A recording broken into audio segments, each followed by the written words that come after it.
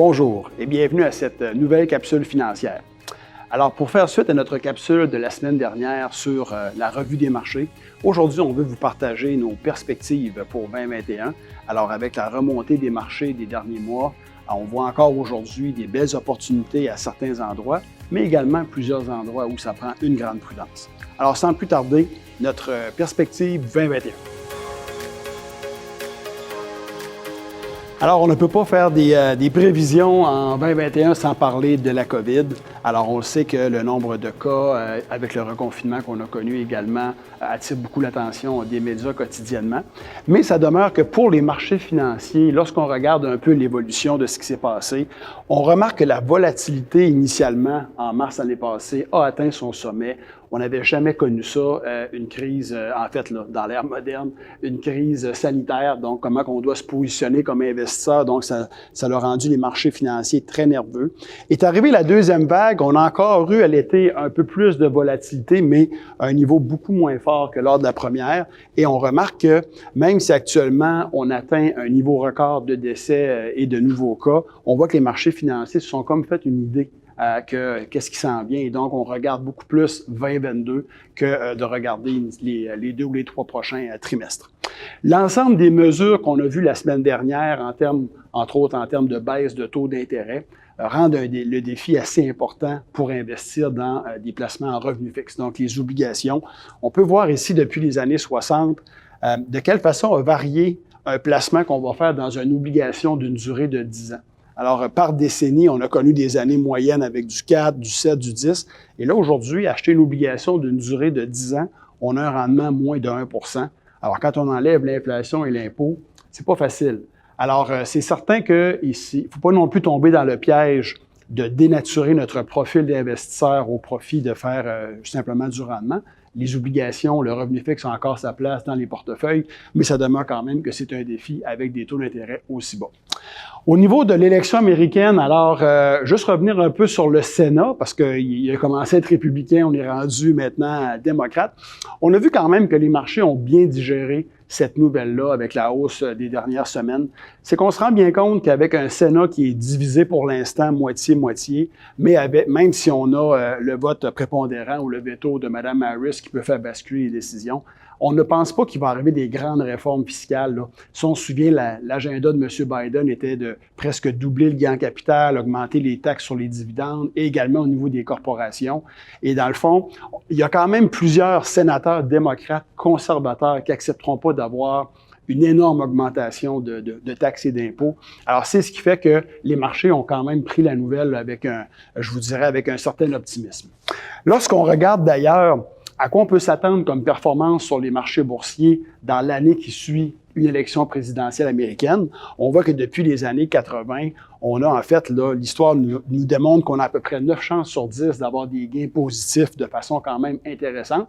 En fait, il y a eu une année qui a eu un rendement négatif lors de la crise technologique. Et même si c'était à ce moment-là un président qui se trouvait à être à ce moment-là républicain, même si ça avait été un démocrate, ça n'aurait pas changé grand-chose. Donc, c'est beaucoup plus important où sera l'économie dans un an qui est le président là, qui est en place. C'est important également de regarder notre positionnement aujourd'hui dans le cycle économique. On sait que les cycles, c'est toujours la même chose. On vit une période de récession, donc j'ai un PIB à 100 $ qui va reculer à 95. Ensuite, je vais revenir à 100, c'est la période de reprise ou la récupération, et suivra par la suite une période d'expansion. Et quand on regarde d'ailleurs en vert, qui est le cycle de la crise financière, là, depuis 2009, là, qui a pris fin en février dernier, on voit que ça avait été un cycle qui avait été quand même très long, mais pas très vigoureux en termes de croissance économique. On avait déjà vécu d'autres cycles un peu moins longs, mais dont la vigueur était plus grande. Et là, en fait, on voit que le cycle, dans le fond, qui vient de débuter avec l'après-COVID, alors on va probablement réatteindre le niveau de PIB que nous avions peut-être en 2022. Alors, on commencera un nouveau cycle, mais ça demeure qu'actuellement, la récession est derrière nous. Donc, on débute un nouveau cycle économique. Ça nous permet de prendre un peu plus de risques dans les portefeuilles. Ça ne veut pas dire qu'il ne peut pas avoir de récession cette année. S'il arrivait un problème avec la COVID, une mutation de virus ou un reconfinement total, on n'est pas à l'abri de ça. Mais quand on regarde ce qui se passe à l'heure actuelle, ça laisse quand même présager qu'il y a des fortes probabilités qu'on va avoir un cycle économique et une économie qui va être plus vigoureuse dans 1 an et dans 2 ans qu'elle l'est actuellement. Plusieurs clients vont nous poser la question, est-ce que la bourse a pris beaucoup trop d'avance par rapport à l'économie réelle? Et quand on recule un peu dans le passé, on peut voir, entre autres, la crise financière, qu'est-ce qui s'était passé avec le marché boursier avant la baisse et après. Et quand on regarde en rouge l'épisode de la COVID, c'est un copier-coller. Alors donc, pour l'instant, on ne peut pas dire qu'on est trop en avance, on n'est pas inconfortable avec la trajectoire actuelle du rebond du marché. Ceci étant dit, on voit que lors de la crise financière, après un rebond comme ça, c'est normal d'avoir une période, il y aura des raisons pour lesquelles le marché cherchera des occasions d'avoir des corrections de -5, -10, ce qui est tout à fait normal. On sait que le marché boursier, c'est une série de corrections avec une tendance qui est positive entre les cycles, et un cycle dure en moyenne autour de 6 ans. Donc, on a moins d'1 an de fait. Alors ça, c'est quand même un petit vent dans le dos qu'on a du côté des marchés boursiers. Il y a déjà de ça qui est déjà inclus dans les prix qu'on paye à l'heure actuelle, de ces bonnes nouvelles-là ou de ces bonnes anticipations-là, et c'est là un peu notre défi. Quand on regarde l'évaluation des marchés boursiers canadiens, le marché international ou les marchés émergents, on arrive avec des niveaux d'évaluation qui avoisinent les niveaux historiques. Peut-être un petit peu plus élevés en termes de multiples ou de cours-bénéfices, ce qui est un peu normal, alors qu'on vit des taux d'intérêt anormalement bas. Plus les taux sont bas, plus ça donne un peu le goût d'aller investir dans d'autres choses. Donc, ça fait que les investisseurs vont être prêts à payer un niveau d'évaluation un peu plus élevé. Où on a une lumière jaune, c'est vraiment sur le marché américain qui actuellement est à peu près à 23 fois les profits. Alors, à 23 fois les profits, ça ressemble étrangement à ce qu'on a vécu avant la correction de la crise technologique en 99-2000. Alors, c'est là que ça prend quand même un certain discernement lorsqu'on investit du côté américain. Et d'ailleurs, quand on décortique le marché américain, le SP 500, donc les 500 plus grandes sociétés, bien, on a vu qu'on était en moyenne à 23 fois les profits à peu près. Mais quand je décortique les titres, les fameux titres du FANG, là, Facebook, Amazon, Netflix et Google, on est à 32 fois et demi les profits. Alors que si j'enlève ces 5 titres-là et je regarde les 495 autres, j'ai un multiple actuellement à peu près autour de 17,5 fois, qui est la moyenne des 30 dernières années. Alors, je peux pas dire que le marché boursier américain, quand on enlève la technologie, qu'on est en période de surévaluation à l'heure actuelle. Et c'est pas qu'on n'aime pas les titres technologiques, c'est juste qu'on trouve que les investisseurs payent une prime assez élevée à l'heure actuelle. Alors, on préfère rester un peu sur les lignes de côté par rapport à ces sociétés-là. D'ailleurs, on commence à voir des titres sans que le marché, de façon générale, soit surévalué. Il y a des sociétés qui commencent à des niveaux d'évaluation très élevés.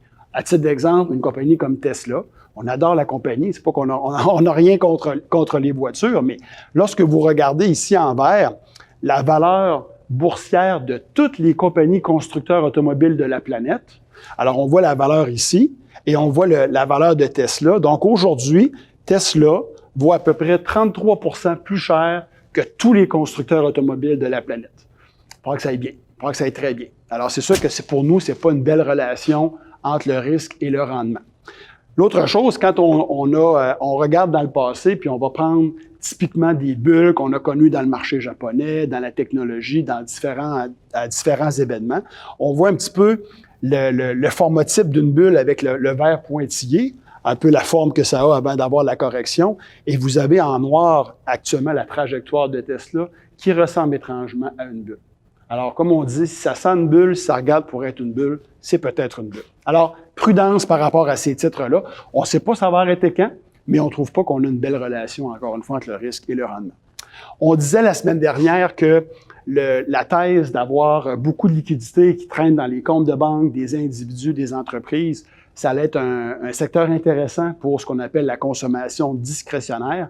Et on voit qu'après une récession, après 6 mois, 1 an et même 2 ans, on voit que le secteur de la consommation discrétionnaire fait toujours mieux que l'ensemble du marché boursier. Donc, ça vaut la peine d'avoir un poids plus pesant dans ce secteur-là. On peut le faire en achetant des sociétés, comme on peut le faire aussi en investissant dans des endroits où proportionnellement, le poids de la consommation discrétionnaire est plus fort. Et c'est ce qui fait qu'on a pris des positions au cours des derniers mois au Japon, dans les marchés émergents. Donc, c'est des secteurs d'activité sur où il y a plus, par exemple, de consommation discrétionnaire que ce qu'on peut retrouver ici en Amérique du Nord. Alors, en conclusion, quand on regarde les risques à surveiller, donc il y aura tout naturellement les risques à la baisse de nos scénarios, tout ce qui va tourner autour de la vaccination, la capacité de production, l'approvisionnement qu'on réussira à avoir ou pas. Il ne faudrait pas non plus que nos gouvernements arrêtent les supports à certains secteurs trop rapidement. On attend toujours, entre autres, là, le support qui doit y avoir au niveau du secteur aérien. Alors ça sera à suivre. Les tensions inflationnistes, alors c'est sûr qu'il y aura éventuellement de l'inflation dans le système avec la surchauffe. Les banques centrales qui nous disent on préfère gérer une surchauffe que de gérer un risque de retomber en récession si on augmente trop rapidement les taux d'intérêt ou si on coupe là, dans les mesures de stimulation. Mais c'est quelque chose qui va être à suivre parce que vers la fin de la décennie, vers la mi-décennie, 2020, donc peut-être en 2023, 2024, il y aura peut-être une tension importante au niveau des hausses de taux. Et là, ça va être difficile pour ceux qui sont endettés, que ce soit les gouvernements ou les entreprises, donc à surveiller. Les tensions sociales américaines, pour l'instant, elles paraissent être disparues, mais quand se présentera le prochain candidat à l'élection 2024 républicain, c'est certain qu'on va vouloir aller réveiller l'électorat pro-Trump qu'on a vu il n'y a pas si longtemps, donc ça pourrait créer certaines tensions. Et je le mentionnais, c'est important d'investir avec discernement en termes de secteur d'activité. Ce qui pourrait nous surprendre plus positivement, puis on en entend parler, puis ça l'a alimenté de quand même une certaine hausse des marchés, la stimulation, le plan fiscal qui s'en vient. On a une Madame Yellen, qui est la secrétaire du Trésor américain, qui nous dit « Hey, c'est le temps là, d'emprunter puis d'investir pour refaire nos routes, refaire des écoles. » Alors, c'est toutes des choses qui pourraient aider l'économie et donc au marché. Également, on verra, comme je le mentionnais, où l'argent de la consommation discrétionnaire des particuliers va se ramasser au cours des prochains mois. Et c'est sûr que si on arrive avec peut-être d'autres vaccins et qu'on vit un déconfinement plus rapide, ça pourra amener une hausse des marchés.